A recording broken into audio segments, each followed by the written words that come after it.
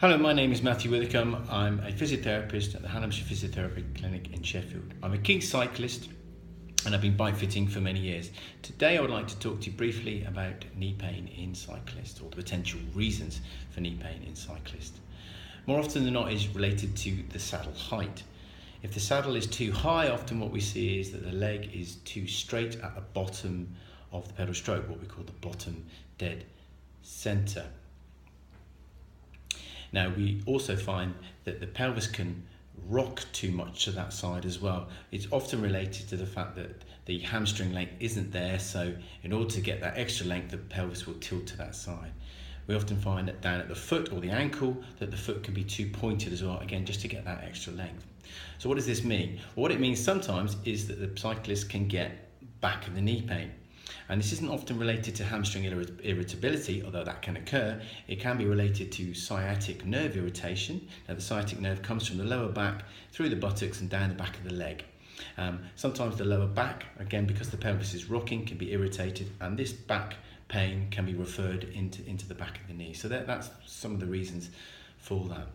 Now, also what we find is that the pedal efficiency is lost a little bit with the foot pointing too early through that pedal stroke from 0 to 180 degrees.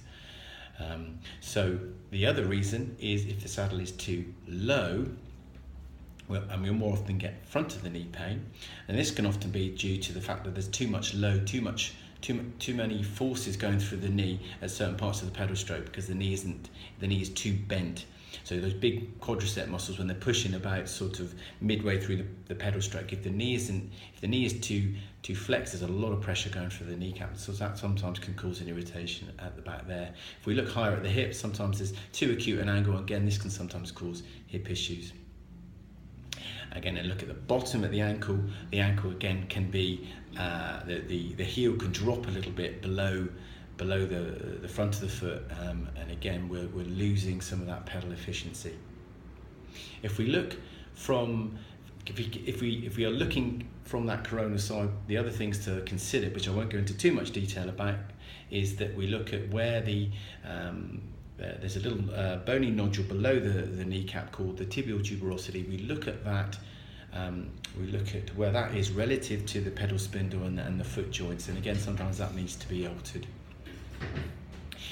If we look from a sagittal view, i.e. from the front, we also looking at how much knee and hip movement there is through that stroke. What I've found is, and what some of the research papers find, is that people's angles are, if the knee is coming out too much through the upward stroke and too much in on the downward stroke, then this normal elliptical movement, if it's too large, can sometimes cause knee pain at the inside or outside of the knee, and again further up hip problems. So hopefully that's given you a brief history of potential reasons for knee pain.